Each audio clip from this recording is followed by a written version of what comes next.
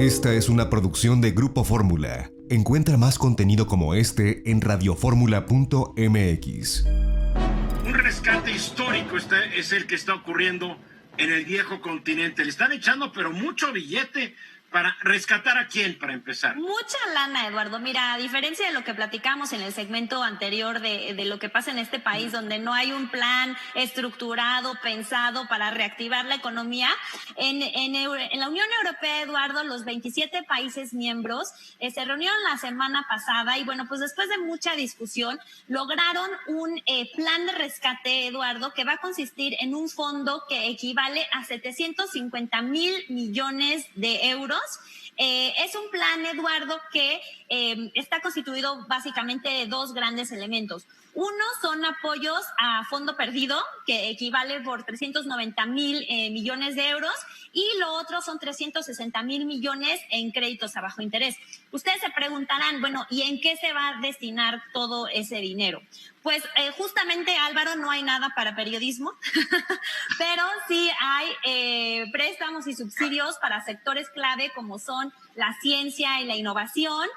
Hay muchos recursos para la inversión pública y privada, para los sectores agrícola y forestal, para temas del medio ambiente, evidentemente tratando de cumplir con los acuerdos de París, y no podía faltar también los apoyos para el sector salud. Importante mencionar que de este gran fondo, el 70% se va a gastar entre 2021 y el restante hasta 2021 y 2022, el 70%, y el restante pues en lo que resta, digamos, del tiempo, ¿no? Es un presupuesto que está pactado para los próximos 7 años y bueno, pues evidentemente hay países que son los más favorecidos de este apoyo, que son más favorecidos porque se consideran elementos como la población y el PIB y otros factores para la distribución de este fondo. Los más favorecidos son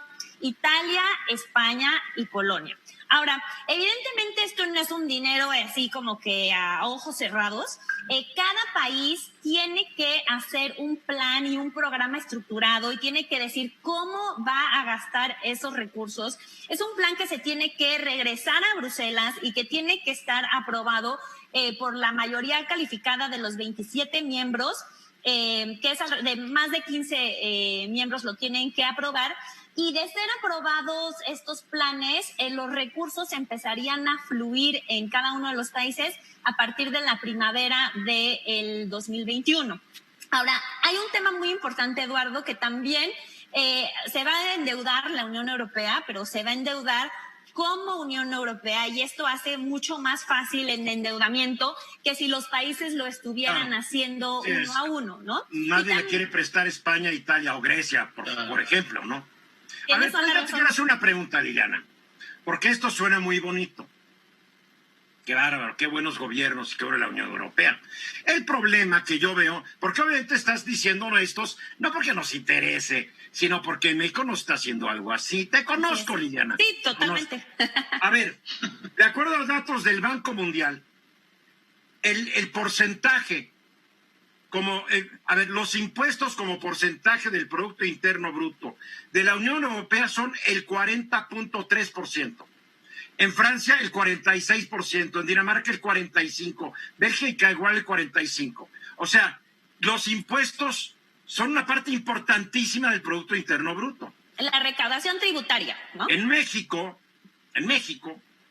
gracias por corregirme, en México, de acuerdo al Banco Mundial, representan el 13% y de acuerdo a la OCDE el 16%. México no tiene dinero para un plan fantasmagórico como el que tú estás presentando, porque en México los mexicanos no pagamos impuestos, pagamos algunos, pero el grueso no paga porque el grueso tampoco tiene ingresos. Fíjate qué terrible, ¿no?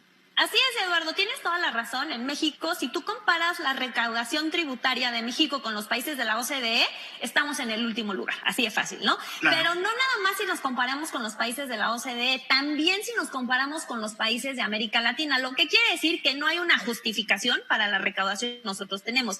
Y también te voy a decir otra cosa, no tiene que ver necesariamente con que las tasas sean bajas, sino tiene que ver con que son pocos los contribuyentes en este país, la informalidad es demasiado grande, ¿no?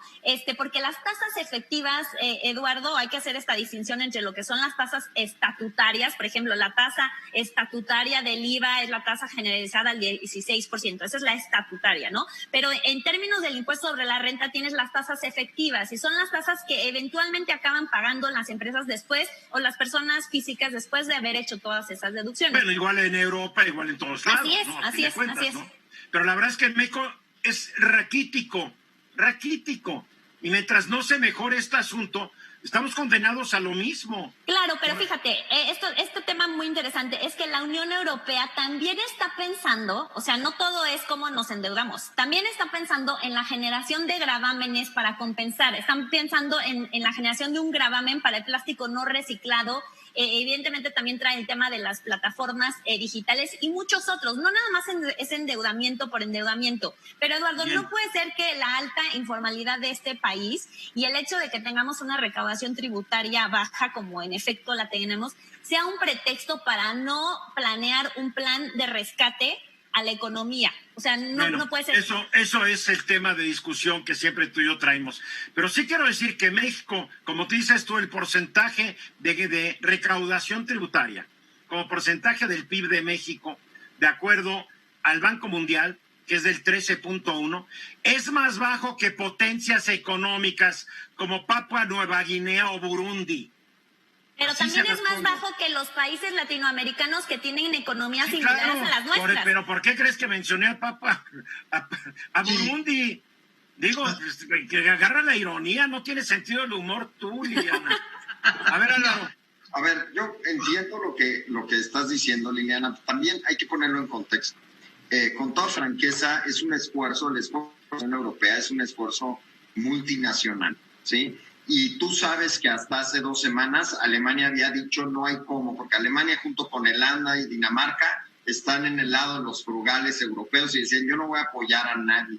Este es el primer esfuerzo en la historia en donde Alemania y Francia se ponen de acuerdo, la verdad liderado por Macron, hay que decirlo, para inyectar dinero sin necesariamente aumentar la deuda de los países. O sea, no solamente es cómo juntaron dinero, sino es de dónde lo sacaron y hacia qué lo van a dirigir. Es un esfuerzo que con toda franqueza está fuera de los alcances de México, porque regionalmente ¿a quién le podemos pedir nosotros ayuda? ¿A Ecuador, a El Salvador, a Guatemala? Tienes toda la razón. Además hay que decir que no le querían prestar a Italia, España, estos países, y a Grecia porque despilfarran recursos como si fueran mexicanos. Y es un paquete sin precedente, Álvaro, y tienes toda la razón. Lo que no quiere decir que los países de manera individual, lo único que les resta es cruzarse de brazos. O sea, hay una gran diferencia entre un paquete como el de la Unión Europea y no hacer nada. Es una discusión estéril. Es decisión tomada.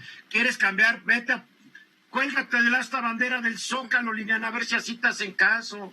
No, pero ¿sabes qué, Eduardo? Yo creo que el planteamiento de Liliana es importante, porque nosotros como país hay que reconocer, tenemos los vicios de los países petroleros sin ser potencia petrolera.